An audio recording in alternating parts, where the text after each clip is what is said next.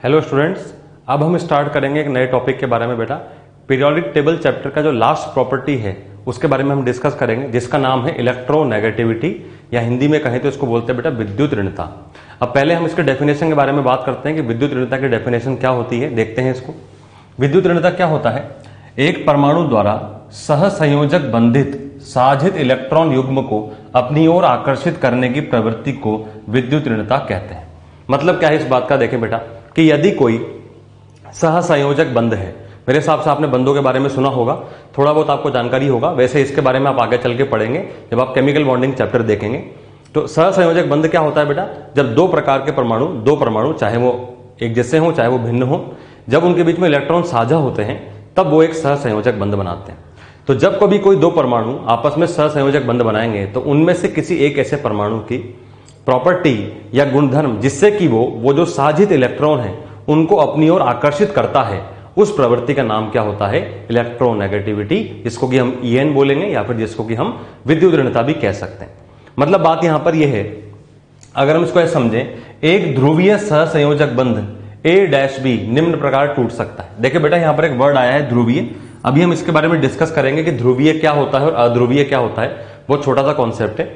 अभी आप ये बात समझ के चले कि मान लीजिए कि A और B के बीच में कोई सहसंयोजक बंध है। सहसंयोजक बंध के होने का मतलब क्या है?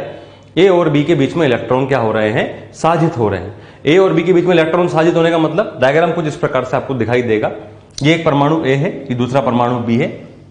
मान लीजिए ऐसा है कि A ने अपना एक इलेक्ट्रॉन दिया साझा करने के लिए और B ने अपना एक इलेक्ट्रॉन दिया साझा करने के लिए।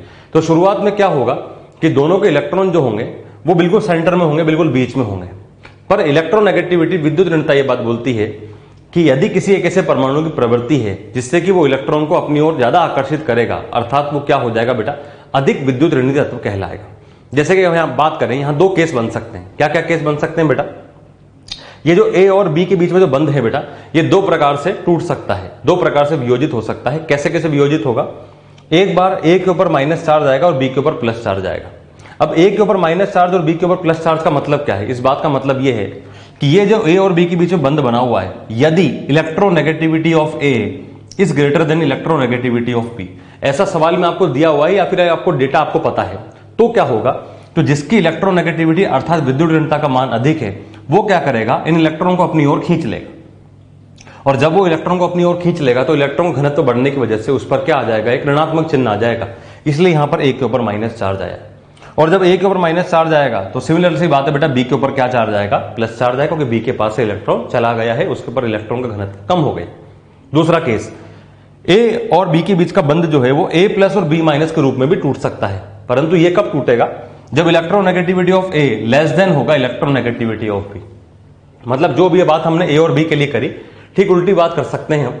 जब B की विद्युत ऋणता अधिक है किससे? A से, तो क्या होगा बेटा? B क्या होगा? इन दोनों साझित इलेक्ट्रॉन को अपनी ओर ज्यादा आकर्षित करेगा। इसकी प्रवृत्ति है ये, इसी को क्या बोलते हैं? इलेक्ट्रोनेगेटिविटी।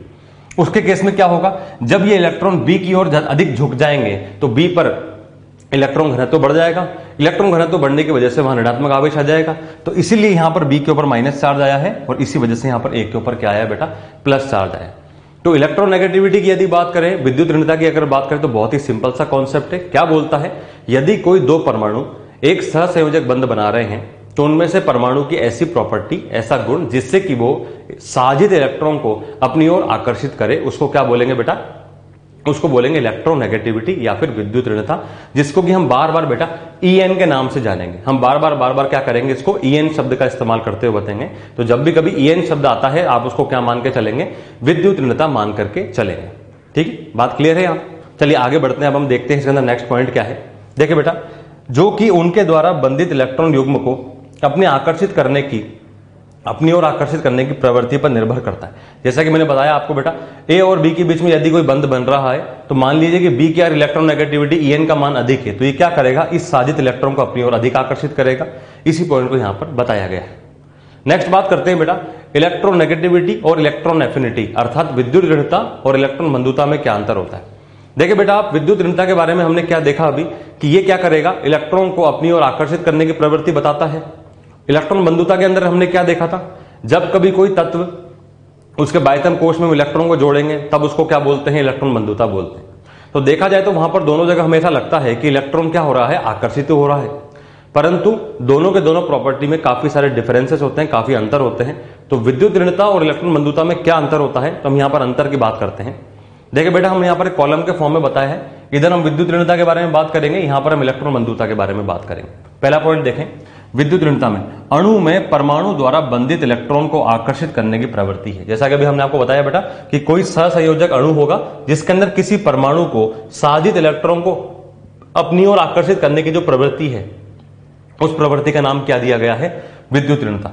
जबकि इलेक्ट्रॉन बंधुता में क्या कहा गया है कि उदासीन विलगित गैसीय परमाणु में एक इलेक्ट्रॉन जोड़ने पर उत्सर्जित ऊर्जा है। यानी कि यहां पर क्या करी जा रही है, एक सिंगल एटम की, एक परमाणु की बात करी जा रही है। जब कभी एक परमाणु में आप इलेक्ट्रॉन को जोड़ेंगे तब जो ऊर्जा निष्कासित होगी उसका नाम क्या दिया गया है, इलेक्ट्रॉन बंधुता। जबकि यहां पर ऐसी कोई बात नहीं करी गई। सेकंड पॉइंट देखें बेटा, यह ऊर्जा का रूप नहीं है, जबकि यह क्या है, ऊर्जा का रूप है। बहुत इंपॉर्टेंट बात है बेटा, हमने देखा था बेटा इलेक्ट्रॉन बंधुता के बारे में। इलेक्ट्रॉन बंधुता के बहुत सारे मापक होते हैं, इलेक्ट्रॉन वोल्ट पर एटम, किलो जूल पर मोल, किलो कैलोरी पर मोल, क्योंकि वो एक ऊर्जा का मात्रक है।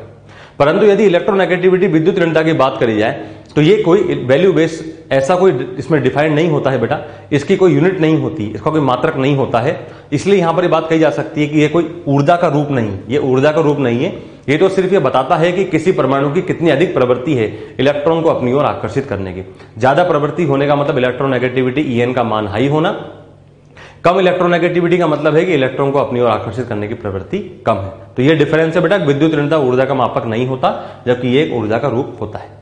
नेक्स्ट डिफरेंस देखें बेटा, यह आवर्त में लगातार बढ़ती है क्योंकि स्थायी इलेक्ट्रॉनिक विन्यास पर निर्भर नहीं करती। बहुत इंपॉर्टेंट बात है बेटा, इसको हम आगे चल के भी देखेंगे। अभी जब हम कारक देखेंगे कौन कौन से कारक है जो कि विद्युत ऋणता को प्रभावित करते हैं, तो विद्युत ऋणता को आप देखें बेटा, विद्युत ऋणता जो है वो किसी आवर्त में लगातार बढ़ती है क्योंकि स्थायी इलेक्ट्रॉनिक विन्यास पर निर्भर नहीं करती। जबकि यदि हम इलेक्ट्रॉन बंधुता के बारे में बात करें तो यह आवर्त में लगातार नहीं बढ़ती क्योंकि स्थायी इलेक्ट्रॉनिक विन्यास पर निर्भर करती है। यह बात हम देख करके आ चुके हैं इलेक्ट्रॉन बंधुता में।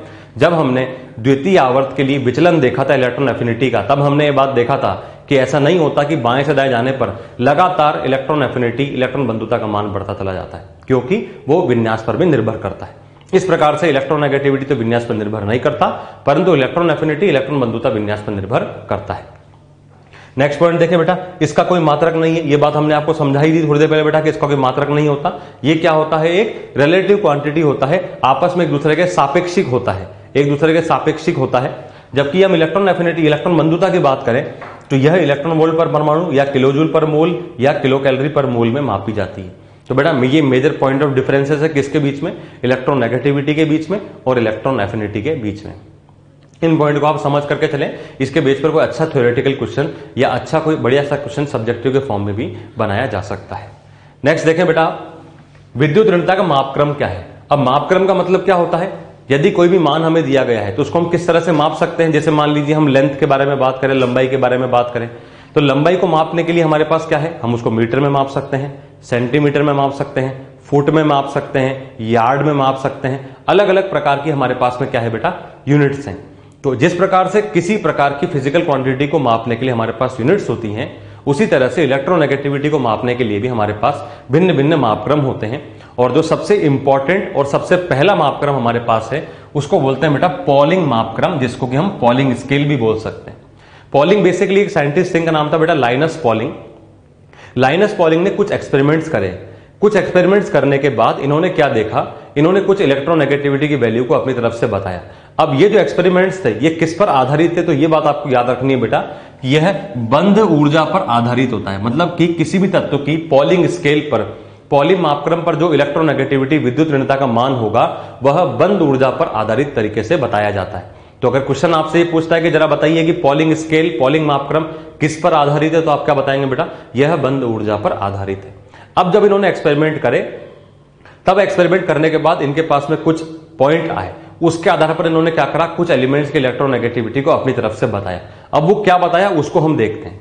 तो देखिए बेटा, आपको यहां पर एक टेबल नजर आ रहा होगा। इस टेबल के अंदर आप देखिए बेटा, इस तरह से इलेक्ट्रोनेगेटिविटी का मान दिया हुआ है। इसके अंदर कुछ तत्व ऐसे जिनकी इलेक्ट्रोनेगेटिविटी का मान आप याद रखें, क्योंकि ऐसा हो सकता है कि परीक्षा में, एग्जाम में आपको इलेक्ट्रोनेगेटिविटी का मान दिया हुआ नहीं हो, इसलिए आप इन चीजों को याद रख के चलें, आपको काफी हेल्प। पहली बात तो क्या है, देखें आप, सबसे इंपॉर्टेंट बात यहां पर यह है कि इन सभी तत्वों के अंदर सर्वाधिक विद्युत ऋणता वाला तत्व कौन है बेटा, फ्लोरीन। तो यह बात आप याद रख के चलें कि सभी तत्वों के अंदर जिस तत्व का सर्वाधिक विद्युत ऋणता होता है वो कौन होता है बेटा?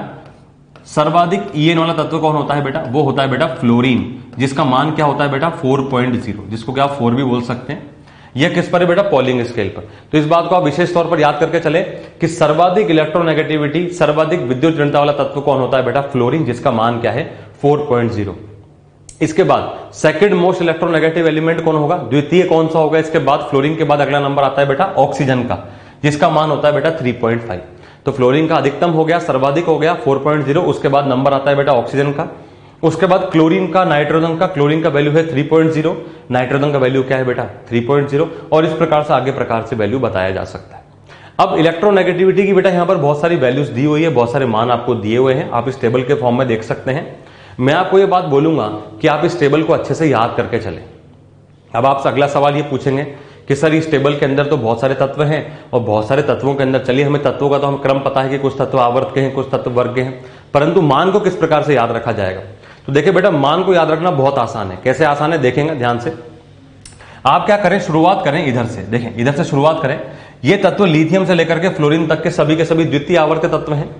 द्वितीय आवर्त तत्व में आप दाएं से बाएं की ओर चलें, तो जब आप दाएं से बाएं की ओर चलेंगे तो देखिए बेटा, आप सर्वाधिक मान आपको क्या मिल रहा है? फ्लोरीन का 4.0। जब हम द्वितीय आवर्त की बात करेंगे तो दाएं से बाएं की ओर जाने पर आप लगातार मान को 0.5 से घटाते हुए चलें, लगातार मान को 0.5 से घटाते हुए चलें। जैसा कि आपने देखा बेटा फ्लोरीन, तो जब आप फ्लोरीन में से 0.5 घटाएंगे तो फ्लोरीन में से 0.5 घटाने पर क्या मान मिलेगा बेटा आपको? 3.5। ये किसका आ गया बेटा? ऑक्सीजन का आ गया। फिर ऑक्सीजन के अंदर के मान में से आप 0.5 घटाएं तो फिर अगर आपने 0.5 घटाया तो 3.5 माइनस 0.5 वैल्यू कितना आएगा बेटा? 3.0। ये आ गया नाइट्रोजन का। सिमिलरली अगर आप यहां से 0.5 घटाते हैं तो नाइट्रोजन के 3 में से 0.5 घटाने पर 2.5 आ गया कार्बन का। कार्बन के 2.5 में से फिर 0.5 घटाने पर मान आ जाएगा बेटा 2.0। ये आ गया अपने पास बोरोन का मान। फिर यदि हम वापस से यहां पर 0.5 का मान घटाते हैं तो 2 माइनस 0.5 मान आ जाएगा 1.5। ये आ गया बेरिलियम का। और फाइनली यदि हम बेरिलियम के 0.5 मान में से 0.5 को घटा देते हैं, 1.5 में से 0.5 घटा देते हैं तो हमें आ जाता है लिथियम का मान, जो कि आ गया बेटा 1.0। तो इस प्रकार से आप देख सकते हैं बेटा कि द्वितीय आवर्त तत्व में यदि हम दाएं से बाएं की ओर जाते हैं तो लगातार इलेक्ट्रोनेगेटिविटी का मान 0.5 से घटता हुआ चला जाता है। मेरे हिसाब से आपको बात क्लियर है और इस सिंपल तरीके को देख करके अब आपको वैल्यू को ज्यादा याद रखने की जरूरत नहीं है, बस आप इस चीजों को याद रखें किस तरह से याद रखा जाता है। नेक्स्ट बात देखें बेटा, कुछ तत्व हमारे पास में तृतीय आवर्त के भी हैं। अब तृतीय आवर्त तत्वों के अंदर क्या है देखें बेटा, यहां पर भी यही कॉन्सेप्ट लगेगा। सर्वाधिक इलेक्ट्रोनेगेटिविटी, सर्वाधिक विद्युत ऋणता किसकी बेटा? क्लोरीन की है। तो यहां पर भी हम यही काम करेंगे कि जब हम दाएं से बाएं की ओर जाएंगे तो वैल्यू को घटाते हुए चलेंगे, परंतु यहां पर एक बात आपको देखना है कि शुरुआत में जो मान है वो बेटा 0.5 से घटता है, उसके बाद मान 0.4 से घटेगा और 0.4 के बाद लगातार मान आपका 0.3 से घटता हुआ चला जाएगा। देखिए मतलब क्या है, क्लोरीन का अधिकतम मान कितना है बेटा? 3.0। पहले हम क्या करेंगे? 0.5 से घटाया, 0.5 से घटाया मान आ गया 2.5, सल्फर का आ गया। फिर हम घटाएंगे बेटा किससे? 0.4 से। 2.5 में से 0.4 घटाया, क्या मान आ गया? 2.1। अब इसके बाद हमें लगातार क्या करना है? 0.3 से घटाते हुए चलना है। तो 2.1 में से 0.3 घटाया तो 1.8 आ गया सिलिकॉन का। 1.8 में से फिर 0.3 घटाया तो 1.5 आ गया बेटा एल्यूमिनियम का। 1.5 में से फिर हमने वापस से 0.3 घटाया तो 1.2 मान आ गया एल्यूमिनियम का, मैग्नीशियम का सॉरी। और फिर फाइनली अगर हमने मैग्नीशियम के 1.2 में से 0.3 घटाया तो 0.9 वैल्यू क्या आ गया बेटा? सोडियम का आ गया। तो तृतीय आवर्त के अंदर पहले 0.5 से घटेगा, फिर 0.4 से घटेगा, लगातार फिर 0.3 से घटेगा, जबकि द्वितीय आवर्त के अंदर बहुत आसान है, लगातार मान 0.5 से ही घटता चला जाता है। इस प्रकार से आप देख सकते हैं ये विद्युत ऋणता को समझने का, याद करने का एक सिंपल सा तरीका है। 2-3 बार अगर आप देखेंगे तो आपको आसानी से वैल्यूज याद होनी शुरू हो जाएगी। इनके अलावा कुछ तत्वों की इलेक्ट्रोनेगेटिविटी आपको याद होनी चाहिए बेटा, बार बार हमारे काम आएंगी। जैसे कि हाइड्रोजन की जो इलेक्ट्रोनेगेटिविटी है ये क्या होती है बेटा? 2.1। तो ये एक इंपॉर्टेंट तत्व है, इसकी इलेक्ट्रोनेगेटिविटी को आप याद रख के चलेंगे। फिर क्लोरीन, फ्लोरीन का हमने देख लिया, फ्लोरीन का है 4.0, क्लोरीन का 3.0, ब्रोमीन का होता है बेटा 2.8, आयोडीन का क्या होता है बेटा? 2.5 होता है। ये कुछ तत्वों की विशेष विद्युत ऋणता है। इसके अलावा आपके सामने कुछ और तत्व भी दिए हुए हैं, इनकी विद्युत ऋणता इतनी खास काम की नहीं है, क्योंकि आगे चलकर हम देखेंगे कि बेसिकली विद्युत ऋणता अधिक उन तत्वों की होती है जो कि अधात्विक प्रकृति के होते हैं। तो मान लीजिए कि अगर आपको तत्वों की विद्युत ऋणता याद नहीं है तो भी हमारा काम चल सकता है, परंतु अधातु वाले तत्वों के अंदर जिनके अंदर हमने आपको बताया है इनकी विद्युत ऋणता आपको याद होनी चाहिए। तो आप देखें बेटा, लिथियम का मान है 1, सोडियम का 0.9, पोटेशियम का 0.8, रुबिडियम का 0.8, सीजियम का 0.7 और फ्रेंशियम का क्या मान आ गया, 0.7 मान आ गया। ठीक है, यहां तक बात क्लियर। अब सेकंड बात देखें आप इसके अंदर, देखिए बेटा आप इसके अंदर आपको इसमें कुछ तत्व ऐसे मिलेंगे जिनकी विद्युत ऋणता आपको समान दिखाई देगी। जैसे एग्जांपल आप देखें बेटा नाइट्रोजन को और क्लोरीन को, नाइट्रोजन को और क्लोरीन को यदि आप देखें तो नाइट्रोजन का मान कितना है बेटा 3.0, क्लोरीन का मान भी कितना है 3.0। इसका मतलब आवर्त सारणी में कुछ तत्व ऐसे भी होते हैं जिनकी विद्युत ऋणता समान पाई जाती है। ये तत्व भी कौन कौन से होते हैं, ये तत्व भी आपको याद रखने की जरूरत है, क्योंकि इसके आधार पर हम कुछ इंपॉर्टेंट बातों को आगे चल के बताएंगे। जैसे आपने देखा बेटा नाइट्रोजन और क्लोरीन, और कौन कौन तत्व है तो उसको देखते हैं हम। देखें पॉलिंग मापक्रम में कुछ तत्वों की विद्युत ऋणता इस प्रकार है, जैसे कि आपने देखा बेटा कार्बन, सल्फर और आयोडीन। आप देखें बेटा यहां पर कार्बन, सल्फर और आयोडीन, इन तीनों तत्वों की विद्युत ऋणता बराबर है 2.5। नाइट्रोजन क्लोरीन का मान बराबर है 3.0। हाइड्रोजन और फास्फोरस का मान बराबर है 2.1। हाइड्रोजन और फास्फोरस का मान, हाइड्रोजन ये रहा, फास्फोरस ये रहा, इसका मान क्या है बेटा 2.1। इसके अलावा बेटा सीजियम फ्रेंशियम का मान बराबर है 0.7। आप देख सकते हैं बेटा यहां पर 0.7 मान दिया हुआ है सीजियम फ्रेंशियम का, और बेरिलियम और एल्यूमिनियम का मान भी समान है, ये कितना है बेटा 1.5। अब आप देखें बेटा इन सब चीजों को आप याद कैसे रख सकते हैं, तो इनको भी याद करने के लिए हमारे पास में एक छोटा सा शॉर्ट ट्रिक वाला मेथड है। मेथड सुने आप, इस तरह से याद रख सकते हैं आप। CSI को आप ऐसे याद रखें, चाइना से इंडिया। N और Cl को याद रखें बेटा आप 3.0। P और H को आप चाहे तो घुमा सकते हैं, ऐसे याद रख सकते हैं H और P। और फाइनली B और Al, इसको आप कैसे याद रखेंगे, तो देखिए बेटा इसको ऐसे याद रख सकते हैं, चाइना से इंडिया, नकल करे हार्दिक पांड्या और बेचारा अलादीन। या फिर आप इसको ऐसे भी रख सकते हैं, चाइना से इंडिया, नकल करे बेचारा अलादीन और हार्दिक पांड्या। इस तरह से याद रख सकते हैं बेटा कि चाइना से इंडिया, नकल करे बेचारा अलादीन, हार्दिक पांड्या। तो हार्दिक पांड्या का वैल्यू सेम है, इसका मतलब H और P का वैल्यू सेम है। बेचारा अलादीन का मतलब BE और Al का वैल्यू सेम है। चाइना से इंडिया मतलब कार्बन, सल्फर, आयोडीन का वैल्यू सेम है, और नकल का मतलब N और Cl का मान समान है। इस प्रकार से आप इनकी इलेक्ट्रोनेगेटिविटी के मान को याद रख सकते हैं। ये एक बहुत ही इंपॉर्टेंट पॉइंट है बेटा, इसको आप बार बार प्रैक्टिस करें। यदि आपने इसको प्रैक्टिस कर लिया तो आपको इलेक्ट्रोनेगेटिविटी आधे से ज्यादा क्लियर हो चुका है। चलिए आगे बात करते हैं। अब हम देखते हैं बेटा नेक्स्ट मापक्रम है मूलिकन मापक्रम। पहला देखा था हमने क्या, पॉलिंग मापक्रम, अगला है हमारे पास मूलिकन मापक्रम। मूलिकन के अनुसार किसी तत्व की विद्युत ऋणता आयनन विभव एवं इलेक्ट्रॉन बंधुता का औसत मान है। किस पर निर्भर करता है बेटा, आयनन विभव और इलेक्ट्रॉन बंधुता का औसत मान है। तो क्या मतलब है इस बात का, देखें यहां इन्होंने बताया कि यदि किसी तत्व की विद्युत ऋणता मूलिकन स्केल पर काय एम्स के नाम से बता जाती है, जिसको कि हम XM भी बता सकते हैं। वैसे एक्चुअली में एक काय होता है बेटा, सिंबल होता है, पर समझने के लिए हम इसको X बोल सकते हैं। हकीकत में क्या होता है, काय का सिंबल होता है, ग्रीक सिंबल होता है काय, जिसको कि यहां पर X नाम से बता दिया गया है। तो X नाम क्या है बेटा, XM का मान होगा आयनन विभव प्लस इलेक्ट्रॉन बंधुता बटा 2। जब आपने इसको दोनों को जोड़कर डिवाइड बाय 2 करा, तब आपके पास जो मान आएगा वो तत्व का मूलिकन स्केल पर इलेक्ट्रोनेगेटिविटी का मान होगा, उसके विद्युत ऋणता का मान होगा। इस प्रकार से विद्युत ऋणता बताई गई है मूलिकन स्केल पर। नेक्स्ट बात देखें बेटा, XP और XM में क्या रिलेशन है। अब पहली बात तो XP क्या है बेटा, तो जैसा भी आपने देखा XM क्या है, XM है मूलिकन स्केल पर इलेक्ट्रोनेगेटिविटी, XP का मतलब है पॉलिंग स्केल पर इलेक्ट्रोनेगेटिविटी। तो आप देखिए बेटा XP का मतलब क्या है, पॉलिंग के द्वारा दी गई विद्युत ऋणता, और XM क्या है, मूलिकन के द्वारा दी गई विद्युत ऋणता। तो बेटा इसमें रिलेशन क्या होता है, XP का मान होता है XM बटा 2.8। XP का मान क्या होता है बेटा, XM बटा 2.8। ये एक इंपॉर्टेंट रिलेशन है, इसको आप याद रख के चलें कि XP का मान XM बटा 2.8 होता है। नेक्स्ट बात देखें बेटा, हमारे पास में क्वेश्चन आया, यदि आयनन विभव IP, इलेक्ट्रॉन बंधुता EA एवं विद्युत ऋणता X है, तो निम्न में से कौन सा संबंध सही है। अब आप देखिए बेटा, थोड़ी देर पहले हमने क्या देखा था, जब हम मूलिकन स्केल की बात कर रहे थे, तो मूलिकन के अनुसार क्या होता है, किसी तत्व की विद्युत ऋणता को यदि हम XM के नाम से बताते हैं, तो इसका सूत्र क्या बताया उन्होंने बताया कि यह उसका आयनन विभव और इलेक्ट्रॉन बंधुता का औसत होगा। तो IP प्लस EA बाय 2 लिख सकते हैं बेटा, इसको ऐसा बता सकते हैं। अब सवाल के अंदर हमें क्या दिया हुआ है बेटा, IP को तो IP बताया है, EA को EA बताया है, और विद्युत ऋणता को X बताया। तो चलिए हम XM की जगह पर X रख देते हैं। यहां पर रखेंगे बेटा हम X, तो X क्या होगा बेटा हमारे पास में IP plus EA divide by 2, ये होगा इस प्रकार। इस 2 को हम यहां भेज देते हैं, तो इक्वेशन क्या बन जाएगी बेटा, 2X equal to IP plus EA, ये इक्वेशन कन्वर्ट हो जाएगा बेटा।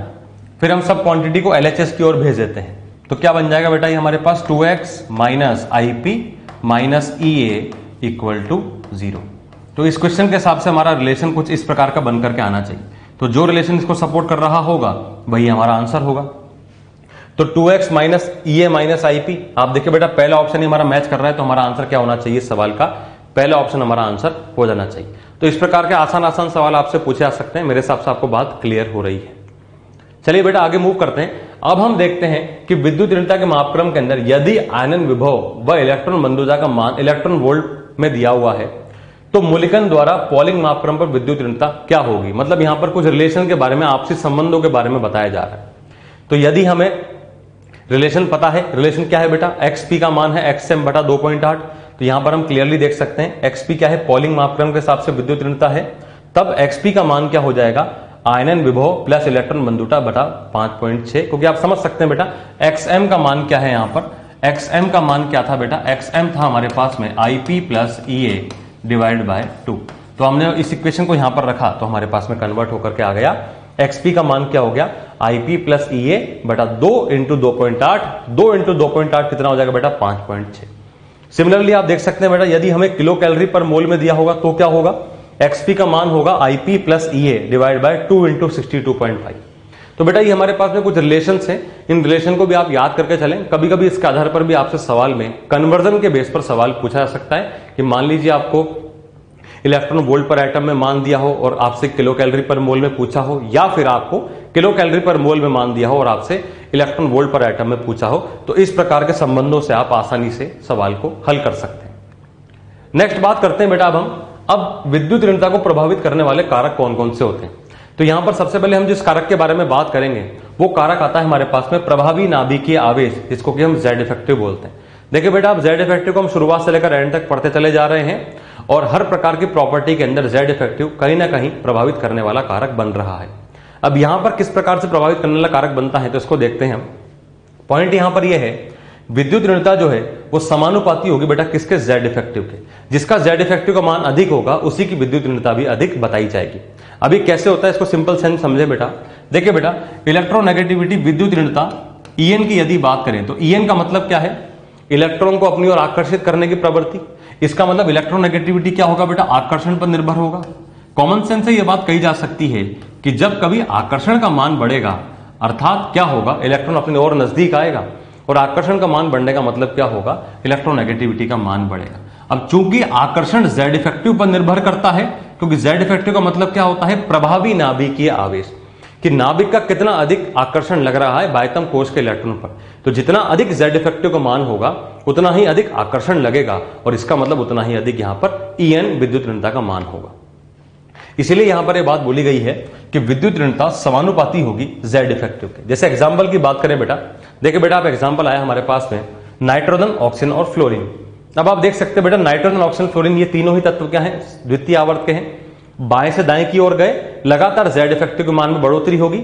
यहां से यहां इधर की ओर जाएंगे ना बेटा, इधर से इधर की ओर जाएंगे तो लगातार Z इफेक्टिव के मान में बढ़ोतरी होगी और Z इफेक्टिव के मान में बढ़ोतरी होने का मतलब En के मान में भी बढ़ोतरी होगी। तो लगातार आप देख सकते हैं En का मान बढ़ रहा है। इसको यदि आप चाहे तो उसके वैल्यू से भी देख सकते हैं।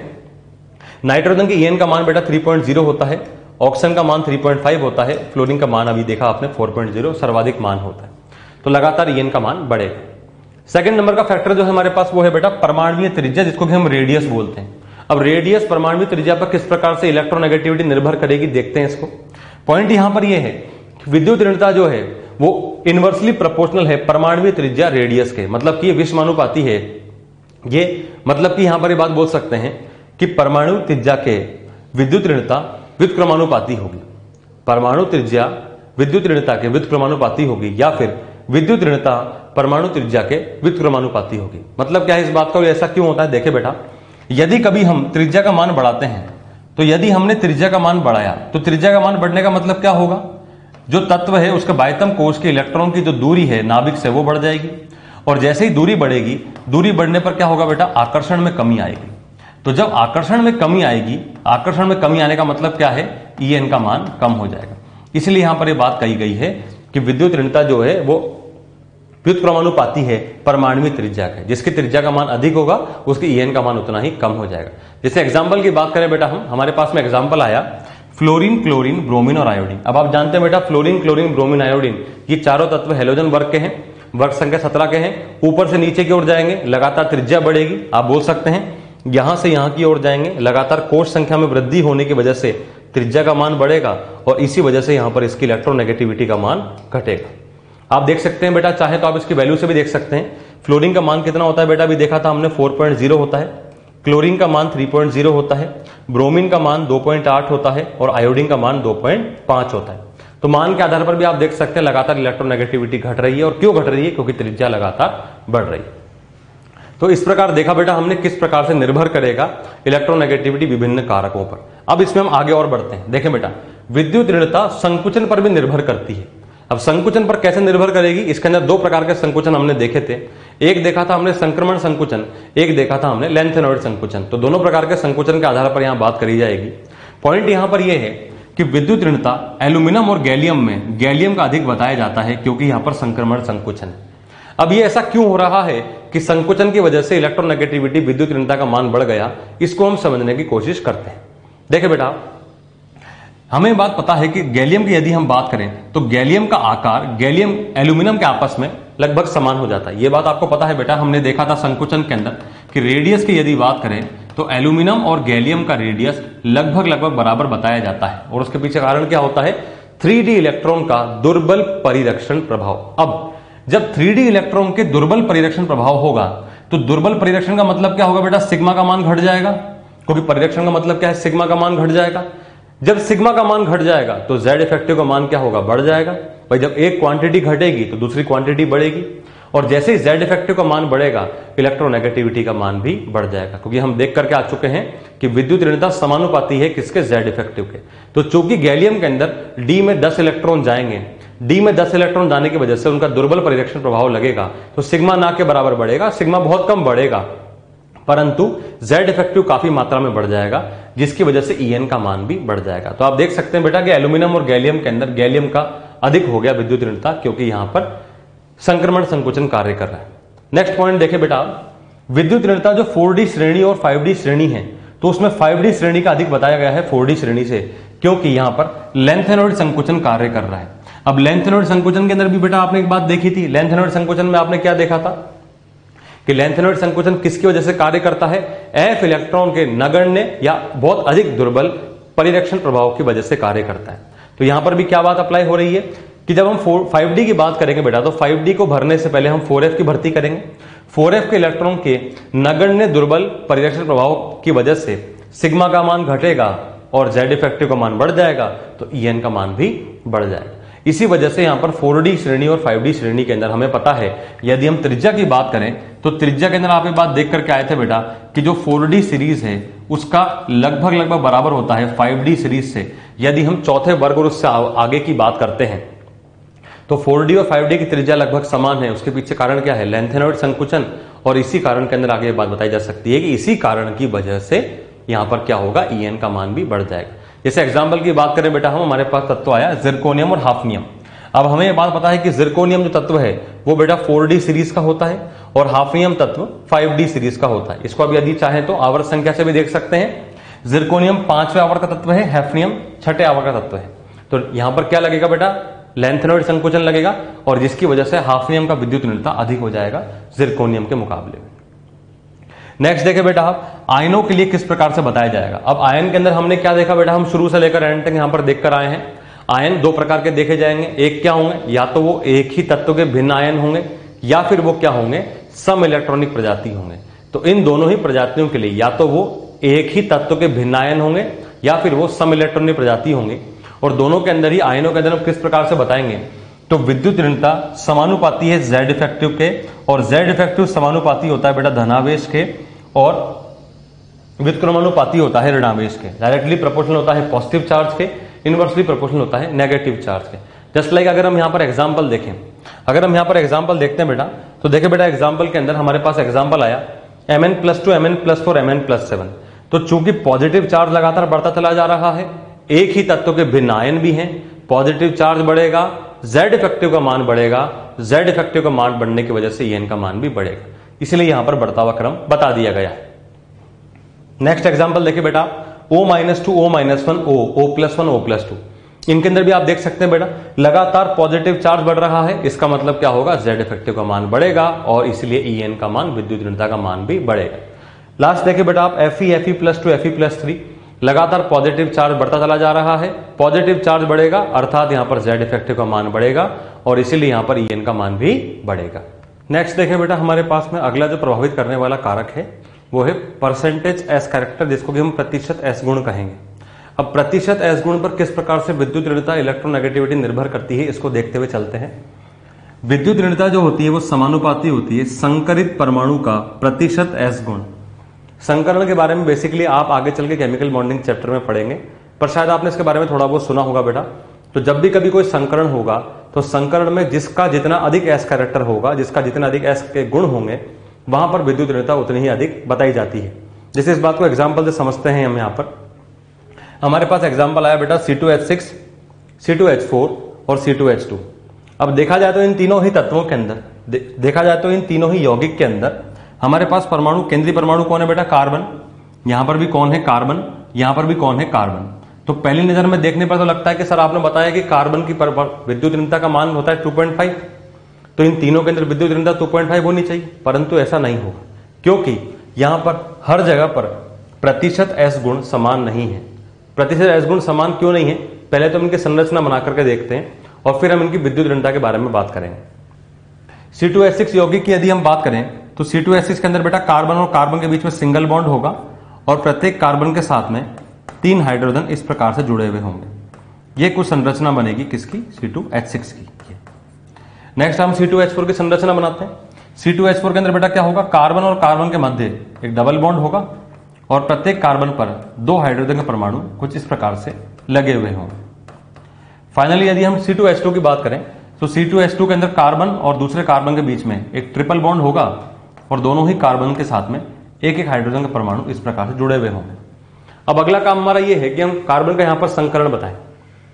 तो संकरण बताने के लिए हमें सिग्मा और लोन पेयर के बारे में पता होना चाहिए। लोन पेयर तो यहां पर कहीं है नहीं। सिग्मा बंध के बारे में बात करें तो ये जो पहला वाला कार्बन लिखा हुआ है बेटा, यदि हम इसके संकरण की बात करें तो यहां पर संकरण इसका निकल करके आएगा sp3। इसका संकरण आएगा बेटा sp3। इस कार्बन की यदि हम बात करें तो इस कार्बन का संकरण निकल करके आएगा बेटा क्या? sp2। और फाइनली यदि हम इस कार्बन की बात करें तो इस कार्बन का संकरण निकल के क्या आएगा बेटा? sp संकरण निकाल कर आएगा। अब यदि हम यहां पर प्रतिशत एस गुण निकालें तो परसेंटेज निकालने का तरीका क्या होता है? परसेंटेज निकालने का तरीका क्या होता है बेटा? s upon total into 100। यहां पर s कितने बेटा? 1। टोटल कितने बेटा? 1 s और 3 p टोटल हो गए 4, तो 1/4 इंटू 100 और ये मान कितना निकल के आएगा बेटा? 25%। इसका मतलब यहां पर 25% s के गुण है। यदि हम यहां पर sp2 के अंदर s के गुण निकालते हैं तो s आएगा बेटा अपने पास में 1 s और 2 p टोटल हो गया 3, तो 1/3 इंटू 100 और सॉल्व करा हमने तो मान कितना आएगा बेटा? 33.33%। ये हमारे पास परसेंटेज गुण आ गए sp2 में। फाइनली यदि हम sp की बात करें तो 1 है s, टोटल है 2, 1 s और 1 p 2, 1/2 इंटू 100, 1/2 इंटू 100, मान आएगा अपने पास क्या? 50%। तो आप देख सकते हैं बेटा कि हर जगह पर s कैरेक्टर का मान समान नहीं आ रहा है। तो चूंकि हम इलेक्ट्रोनेगेटिविटी विद्युत ऋणता के आधार पर बात कर रहे हैं तो यहां यह बात कही जा सकती है कि इधर से इधर की ओर जाने पर हमें ऐसा प्रतीत हो रहा है कि लगातार परसेंटेज एस के जो गुण हैं वो बढ़ते चले जा रहे हैं और इसी कारण से यहां पर जो En का मान होगा, विद्युत ऋणता का मान जो होगा वो लगातार बढ़ता हुआ चला जाएगा। तो लगातार यहां पर विद्युत ऋणता का मान बेटा क्या होगा? बढ़ेगा। लगातार विद्युत ऋणता का मान बढ़ेगा। अब एक बात मैं आपको बता रहा हूं, बहुत इंपॉर्टेंट है, उसको आप याद रख के चलेंगे। वो क्या है? कार्बन परमाणु के लिए, वैसे प्रत्येक परमाणु के लिए ऐसा होगा, परंतु कार्बन एक बहुत इंपॉर्टेंट पॉइंट है, कार्बन एक बहुत इंपॉर्टेंट एलिमेंट है, क्योंकि आप इसके बारे में ऑर्गेनिक केमिस्ट्री में भी काफी डिस्कस करते हैं। इनफैक्ट पूरी ऑर्गेनिक केमिस्ट्री कार्बन पर ही बेस्ड होती है। तो हम यहां पर कार्बन के लिए इन तीनों तत्वों के अलग अलग संकरण के हिसाब से विद्युत ऋणता याद करके चलेंगे। हम क्या याद रख के चलेंगे? यदि हम कार्बन के लिए बात करें तो हमारे पास यदि sp3 कार्बन है तो sp3 कार्बन की इलेक्ट्रोनेगेटिविटी वही होती है जो आपने याद करी है 2.5। परंतु यदि हमारे पास में sp2 कार्बन आ गया तो sp2 कार्बन की इलेक्ट्रोनेगेटिविटी होती है बेटा 2.75। इसको आप याद रख के चलेंगे। और यदि हम sp कार्बन की बात करें तो sp कार्बन की इलेक्ट्रोनेगेटिविटी होती है बेटा 3.25। तो इन तीनों ही की इलेक्ट्रोनेगेटिविटी को आप याद रखेंगे। बाकी किसी तत्व के लिए अलग अलग संकरण के हिसाब से आपको इलेक्ट्रोनेगेटिविटी का मान याद रखने की जरूरत नहीं है। तो कार्बन के लिए sp3 में मान 2.5, sp2 के लिए मान 2.75 और sp के लिए मान 3.25 होता है। तो बेटा इंपॉर्टेंट पॉइंट्स हैं, इनको आप याद रख के चलें। अब हम नेक्स्ट बात करेंगे बेटा यहां पर कि किस प्रकार से अनुप्रयोग होते हैं इलेक्ट्रोनेगेटिविटी की विद्युत ऋणता के। विद्युत ऋणता के अनुप्रयोग बहुत अधिक हैं, इंपॉर्टेंट हैं, और ये इसके आधार पर ही एग्जाम्स के अंदर अधिकतर बार क्वेश्चन पूछे जाते हैं। इसके अनुप्रयोग काफी इंपॉर्टेंट होते हैं। अब वो अनुप्रयोग क्या होते हैं एक एक करके डिस्कस करते हैं। सबसे पहला जो हमारे पास अनुप्रयोग है बेटा, उसका नाम है अधात्विक प्रकृति। अब अधात्विक प्रकृति क्या बात बताता है, इसको देखते हैं हम। अधात्विक गुण जो हैं वो समानुपाती होंगे अधातु की क्रियाशीलता के, और वो समानुपाती होगा इलेक्ट्रोनेगेटिविटी ईएन के। ऐसा क्यों? ऐसा इसलिए, देखे बेटा, ईएन के बारे में, विद्युत ऋणता के बारे में हमने क्या सीखा कि किसी तत्व की, किसी परमाणु की बंधित इलेक्ट्रॉन को अपनी ओर आकर्षित करने की जो प्रवृत्ति है उसे ही हम क्या बोलते हैं बेटा, विद्युत ऋणता ईएन बोलते हैं।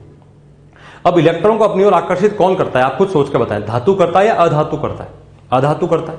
इसका मतलब अधातु जो है उसके इलेक्ट्रॉन ग्रहण करने की क्षमता ज्यादा है, और उसी को हम क्या बोल रहे हैं, क्षमता को ईएन बोल रहे हैं। अर्थात जिस तत्व के लिए ईएन का मान अधिक होगा उसी तत्व के लिए इलेक्ट्रॉन को आकर्षित करने की प्रवृत्ति अधिक होगी, अर्थात उसी में अधात्विक गुण भी अधिक होंगे।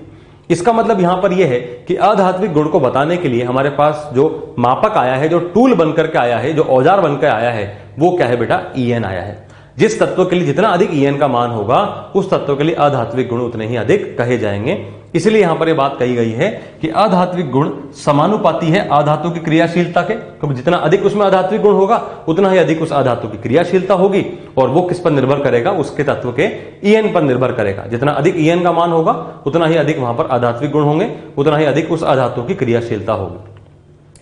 तो देखिए बेटा, हम क्या बात बोल सकते हैं, like for example fluorine, chlorine, bromine और आयोडीन। अब हमें यह बात पता है कि लगातार वर्ग में ऊपर से नीचे की ओर जाने पर, आप देखिए बेटा, वर्ग संख्या 17 की बात कर रहे हैं, लगातार त्रिज्या का मान बढ़ रहा है, अर्थात ईएन का मान लगातार घटेगा, और ईएन का मान अगर लगातार घटेगा तो हम यहां पर अधात्विक गुणों की बात करें तो लगातार यहां पर अधात्विक गुण घटेंगे, अधात्विक गुण लगातार घटेंगे। तो जैसा कि आप देख सकते हैं बेटा, फ्लोरीन सर्वाधिक अधात्विक गुण वाला होता है, और आयोडीन कुछ कुछ धात्विक गुण दर्शाने लग जाता है किसी वर्ग में ऊपर से नीचे की ओर जाने पर। इसको आप समझ सकते हैं, अधात्विक गुण जिसका कम होगा उसका धात्विक गुण उतना ही ज्यादा हो जाएगा। नेक्स्ट देखिए बेटा, कुछ इंपॉर्टेंट पॉइंट्स। अधातु में ऊपर से नीचे जाने पर क्रियाशीलता कम होती है। यदि हम किसी वर्ग की बात करें तो वर्ग में अधातु में ऊपर से नीचे जाने पर क्रियाशीलता कम होती है। क्यों? क्योंकि यह इलेक्ट्रोनेगेटिविटी ईएन पर निर्भर होती है। जैसा कि जस्ट हमने देखा बेटा, फ्लोरीन, क्लोरीन, ब्रोमीन, आयोडीन में ऊपर से नीचे की ओर गए तो ये सभी तत्व क्या है, अधातु है, तो इनकी क्रियाशीलता लगातार घटेगी। क्यों? क्योंकि इन तत्वों की क्रियाशीलता निर्भर करेगी ईएन पर। क्यों? क्योंकि ये सभी क्या है, अधातु है।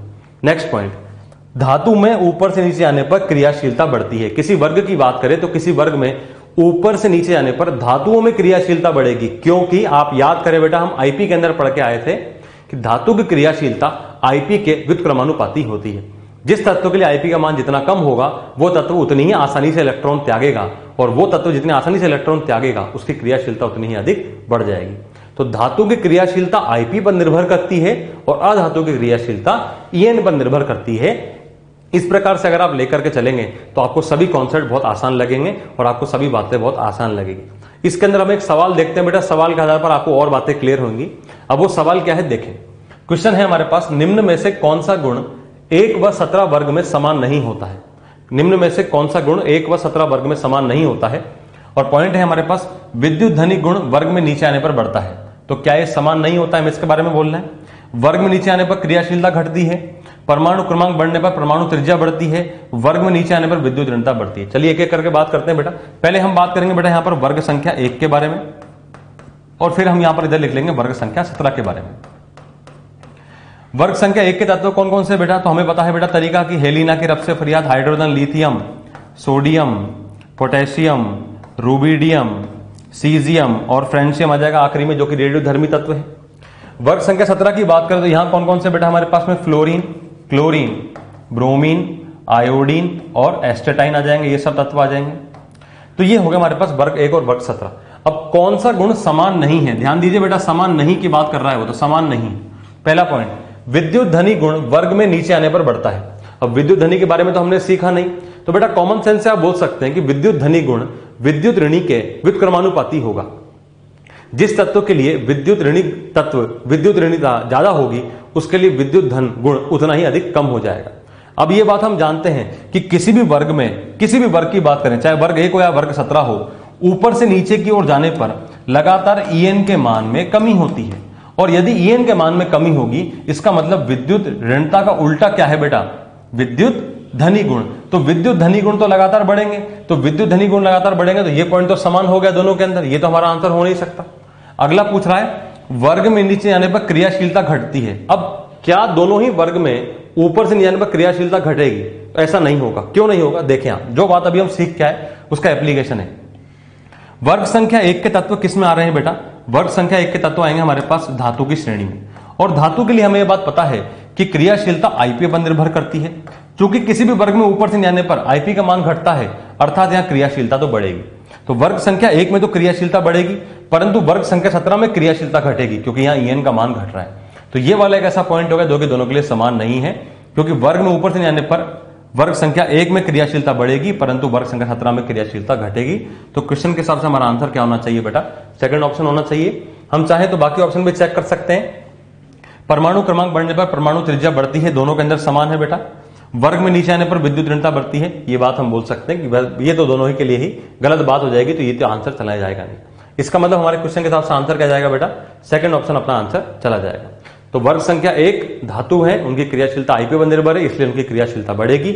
वर्ग संख्या 17 अधातु है, हैलोजन है, उनकी क्रियाशीलता ईएन पर निर्भर है, ईएन घटेगा, अर्थात उनका क्रियाशीलता भी घटेगा। नेक्स्ट बात करते हैं बेटा, अगला हमारे पास अनुप्रयोग आता है अकार्बनिक यौगिकों का नामकरण। अब अकार्बनिक यौगिक का नामकरण किस प्रकार से करा जाएगा, इसके अंदर क्या क्या मुख्य बातें हमें ध्यान रखनी होती है वो देखते हैं। पूर्व लग्न क्या होगा बेटा? कम विद्युत ऋणी तत्व होगा। अनुलग्न क्या होगा? ज्यादा या अधिक विद्युत ऋणी तत्व होगा। मतलब क्या है इस बात का देखें, हमारे पास में दो कंपाउंड आए, दो यौगिक आए, एक है OF2 एक है Cl2O। अब OF2 और Cl2O को यदि हम देखें तो देखने में दोनों एक जैसे लग रहे हैं, परंतु जब हम दोनों का नामकरण करेंगे तो नामकरण करने के अंदर हमको ये देखना पड़ेगा कि पहले कौन सा तत्व लिखा जाएगा और बाद में कौन सा लिखा जाएगा। तो पहले वो तत्व लिखा जाएगा जिसकी विद्युत ऋणता कम है, और बाद में वो लिखा जाएगा जिसकी विद्युत ऋणता अधिक है। जैसे कि हमने OF2 के बारे में देखा। अब चूंकि हमें पता है कि ऑक्सीजन का इलेक्ट्रोनेगेटिविटी का मान 3.5 होता है और फ्लोरीन का मान 4.0 होता है, अर्थात जब हम इसका नाम लिखेंगे तो ऑक्सीजन का नाम पहले लिखाई में आएगा, फ्लोरीन का नाम बाद में लिखाई में आएगा। सिमिलरली अगर हम क्लोरीन और ऑक्सीजन की बात करें तो क्लोरीन का मान 3.0 है, ऑक्सीजन का मान 3.5 है, तो यहां पर ऑक्सीजन का मान बाद में लिखा जाएगा। इसलिए यदि हम इनके नाम के बारे में बात करें तो OF2 का नाम क्या होगा बेटा? Oxygen difluoride. तो डाइफ्लोराइड क्यों आया बेटा? क्योंकि फ्लोरीन अधिक विद्युत ऋणी है, उसको हम बाद में लिखेंगे। वो क्या होगा बेटा? अनुलग्न की तरफ है, मतलब बाद में लिखने वाला लिखा जाएगा। और पूर्व लग्न कौन बन जाएगा अपने पास में? ऑक्सीजन बन जाएगा। परंतु जब हम Cl2O की बात कर रहे हैं तो चूंकि क्लोरीन की इलेक्ट्रोनेगेटिविटी ऑक्सीजन से कम है तो ऑक्सीजन ही बाद में आएगा, इसलिए यहां पर क्या लिखा हुआ है? Dichloro oxide. तो यहां पर ऑक्साइड क्यों आया? क्योंकि ऑक्सीजन की इलेक्ट्रोनेगेटिविटी क्लोरीन के मुकाबले में अधिक है। तो ये बात आप याद रख सकते हैं बेटा, एक सामान्य सा नियम है, काफी पुराना नियम है, काफी पुराना नियम है। इसके अंदर आप देख सकते हैं इसकी इलेक्ट्रोनेगेटिविटी अधिक होगी वो बाद में लिखा जाएगा, उसका नाम बाद में आएगा। जिसकी इलेक्ट्रोनेगेटिविटी कम होगी उसको पहले लिखा जाएगा, उसका नाम पहले आएगा। नेक्स्ट बात करें बेटा हम बंध की प्रकृति। अब बंध की प्रकृति किस प्रकार से निर्भर होती है इस बात को देखते हैं हम। तो हैनी व स्मिथ के द्वारा, एक साइंटिस्ट थे बेटा, दो साइंटिस्ट थे हैनी व स्मिथ, इन्होंने क्या करा कि बंध किस प्रकार से होगा, आयनिक बंध होगा व सहसंयोजक बंध होगा, किस प्रकार से होगा इसको बताने के लिए उन्होंने एक अपना समीकरण दिया। अब इनका इक्वेशन, इनका समीकरण क्या बोलता है कि किसी भी यौगिक के अंदर, किसी बंध के अंदर परसेंटेज आयनिक गुण IC, परसेंटेज आयनिक कैरेक्टर क्या होंगे, किस प्रकार से बताए जाएंगे। इसके लिए सूत्र बताया गया 16 XA minus XB, XA minus XB plus 3.5 XA minus XB का whole square plus 3.5 XA minus XB का होल स्क्वायर, जहां पर XA है तत्व A की विद्युत ऋणता और XB है तत्व B की विद्युत ऋणता। हमें XA यानी कि A की विद्युत ऋणता पता होगी, XB यानी B की विद्युत ऋणता पता होगी। दोनों की विद्युत ऋणता को हम इस समीकरण में रखेंगे। इस समीकरण में रखने के बाद हम पूरा इक्वेशन को सॉल्व करेंगे। जब हम इसको सॉल्व करेंगे और सॉल्व करने के बाद यदि हमारा मान 50 से अधिक आएगा, इसका मतलब वह बंध कैसा होगा बेटा, आयनिक प्रवृत्ति का होगा। उस बंध में कैसे गुण होंगे, आयनिक गुण होंगे। यदि उसका मान 50 से कम आएगा तो उसमें क्या होंगे बेटा, सहसंयोजक लक्षण होंगे, वह सहसंयोजक प्रवृत्ति का होगा। और यदि मान लीजिए कि दोनों के दोनों में बराबर आ जाएगा तो क्या होगा, तो यदि मान लीजिए कि दोनों में बराबर आ जाएगा तब क्या होगा, तब हम बोलेंगे कि उसमें आयनिक व सहसंयोजक दोनों ही लक्षण होंगे, दोनों ही बराबर बराबर मात्रा में होंगे। इस इक्वेशन को सॉल्व करेंगे, सॉल्व करने के आधार पर हम आसानी से बता सकते हैं। इसको एक सिंपल से क्वेश्चन से देखते हैं, आपको बात और क्लियर होगी। देखें बेटा, एक सवाल आया हमारे पास, HF अणु में परसेंटेज आयनिक गुण ज्ञात करें। अब क्वेश्चन दे दिया गया है आपको H और F के अंदर, HF बंध जो है उसमें आपको परसेंटेज आयनिक कैरेक्टर कितना है आपको बताना है। चलिए हम देखते हैं। अब हमें पता है हाइड्रोजन की यदि हम बात करें तो हमने सूत्र लगाया बेटा, सूत्र क्या है बेटा 16xa minus XP plus 3.5xa minus XB का होल स्क्वायर। अब यदि हम यहां पर तत्व की बात करें तो HF के अंदर यदि हम HF की बात करें तो मान लीजिए कि हम H जो है इसको तत्व को B बोल रहे हैं और इसको हम A बोल रहे हैं। आप कुछ ही मान सकते हो, कोई फर्क नहीं पड़ेगा। फ्लोरीन की विद्युत ऋणता कितनी है बेटा? फ्लोरीन की विद्युत ऋणता है 4.0, हाइड्रोजन है B, इसकी विद्युत ऋणता कितनी है बेटा 2.1। इस अब इस इक्वेशन को यहां पर रख देंगे, हमने यहां पर रखा बेटा मान इसका, तो 16 4 माइनस 2.1 प्लस 3.5 4 माइनस 2.1 का होल स्क्वायर। जब हमने इसको सॉल्व करा तो सॉल्व करने के बाद हमारे पास मान क्या है बेटा 43.035। इसका मतलब इसके अंदर कितने प्रतिशत आयनिक लक्षण है? 43% के आसपास इसमें आयनिक लक्षण है। तो 43% आयनिक लक्षण होने का मतलब क्या है? इसके अंदर लगभग 57% क्या होगा बेटा? इसके अंदर कोवलेंट लक्षण होंगे, सहसंयोजक लक्षण होंगे। तो अधिक लक्षण कैसे होंगे? सहसंयोजक। देखिए बेटा, जो भी हमारे पास में आयनिक आएगा 100 में से उसको घटा देंगे तो सहसंयोजक आ जाएगा। अब यदि आप देख सकते हैं कि 50 से कम उसमें सहसंयोजक है तो ऑटोमेटिक कंपाउंड क्या होगा? आयनिक होगा। परंतु यहां पर 50 से कम आयनिक है, इसका मतलब यहां पर इसके लक्षण कैसे होंगे? सहसंयोजक लक्षण होंगे।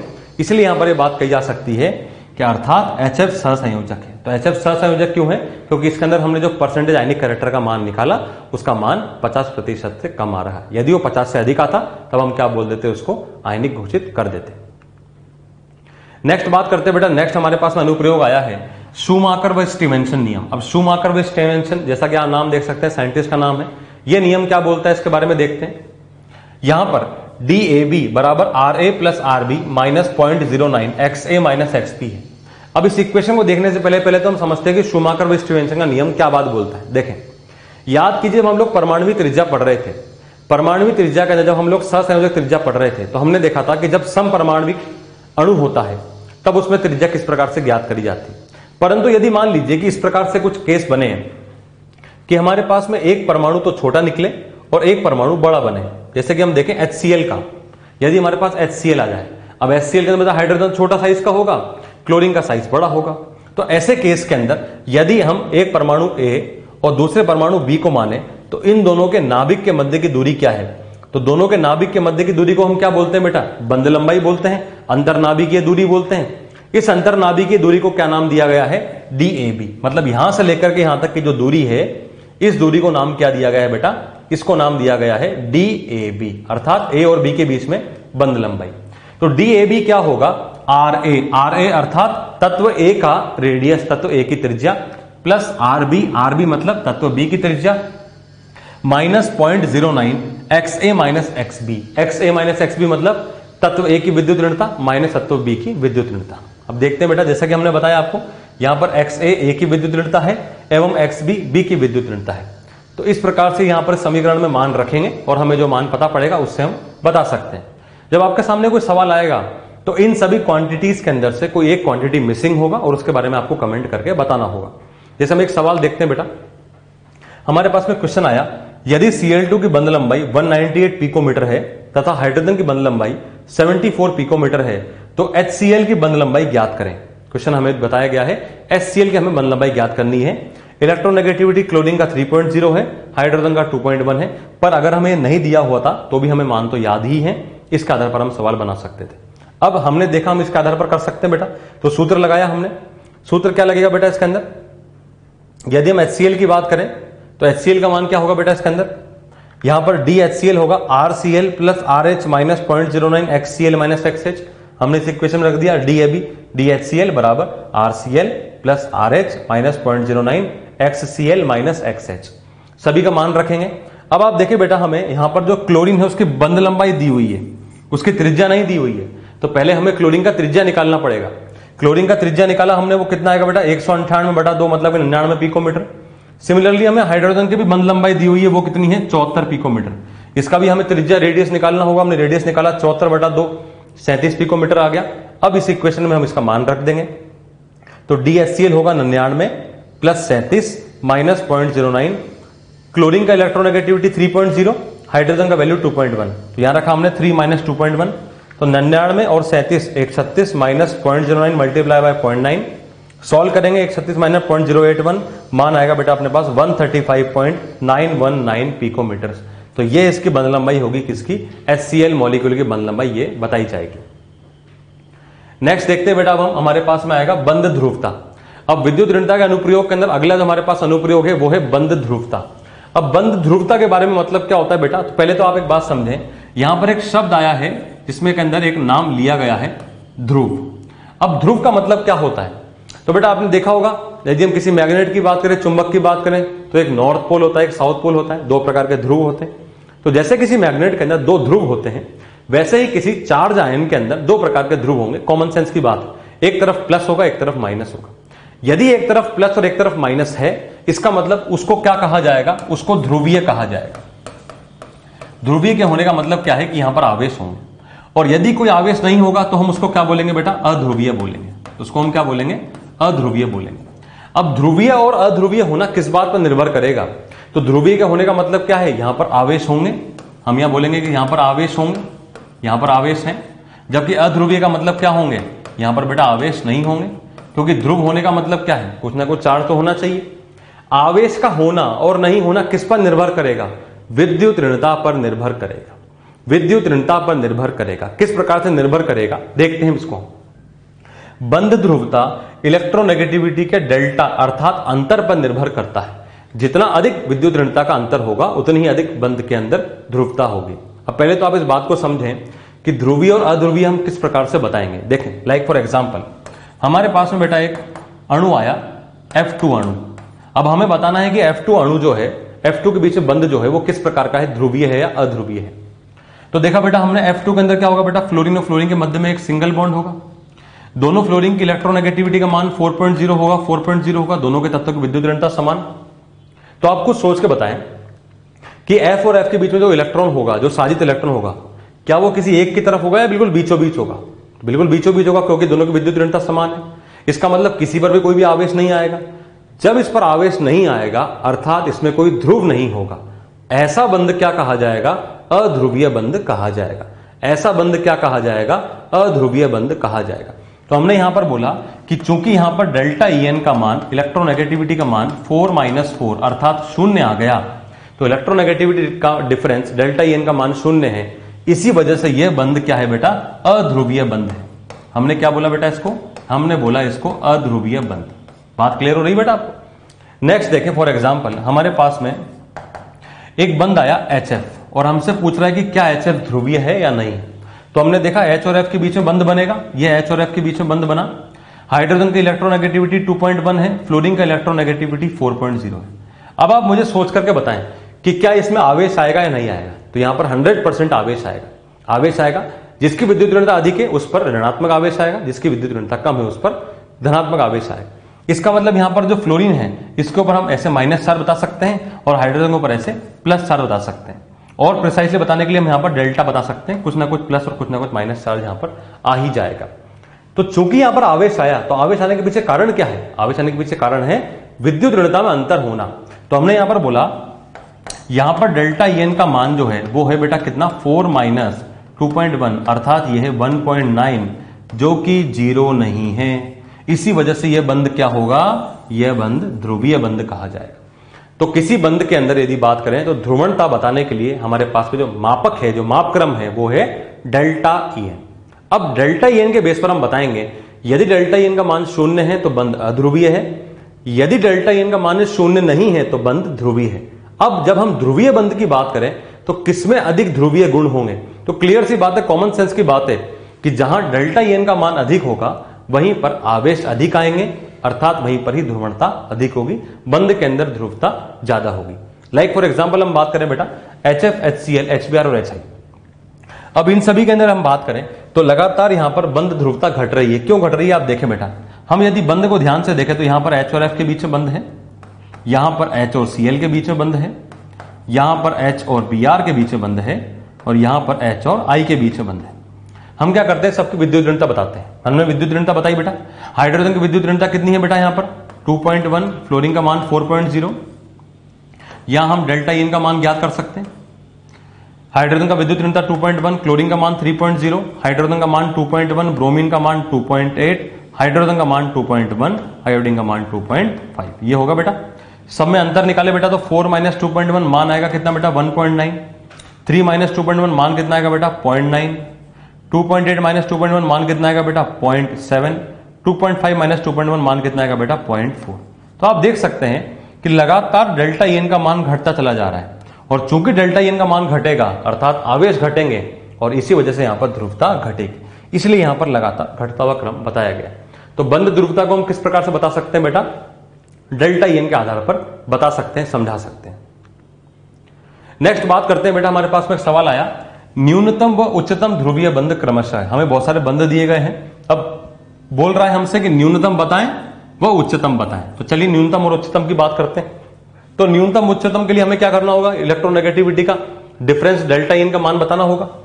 कार्बन की इलेक्ट्रोनेगेटिविटी कितनी है बेटा, कार्बन का मान है 2.5, आयोडीन का मान भी कितना है बेटा 2.5, नाइट्रोजन का मान कितना है बेटा 3.0, ऑक्सीजन का मान कितना है बेटा 3.5, कार्बन का मान कितना है बेटा 2.5, फ्लोरीन का मान कितना है बेटा 4.0, और फॉस्फोरस का मान कितना है बेटा 2.1, और फ्लोरीन का मान कितना है 4.0। सब में हम अंतर निकाल लेते हैं। 2.5 माइनस 2.5 यहां अंतर कितना आएगा बेटा 0, यहां अंतर 0 आया। 3.5 माइनस 3 यहां पर अंतर कितना आएगा बेटा 0.5, 4 माइनस 2.5 यहां अंतर कितना आएगा बेटा 1.5, और 4 माइनस 2.1, 4 माइनस 2.1 यहां वैल्यू कितना आएगा बेटा 1.9। अब आप देखें बेटा, आपसे पूछ रहा है कि न्यूनतम, तो न्यूनतम मान किसका आया बेटा ए का मान आया, और उच्चतम मान किसका आया बेटा डी का मान आया। तो बहुत आसान तरीके से हमने कैलकुलेट करके बताया। तो न्यूनतम व उच्चतम क्रमशः क्या होंगे, न्यूनतम होगा ए और अधिकतम होगा डी। तो हमारा आंसर क्या चला जाएगा बेटा, सेकंड ऑप्शन अपना आंसर क्वेश्चन के हिसाब से चला जाएगा। तो इस प्रकार से हम सीधे इलेक्ट्रोनेगेटिविटी का अंतर बता करके अधिक ध्रुवीय कौन है और कम ध्रुवीय कौन है आसानी से ज्ञात करके बता सकते हैं।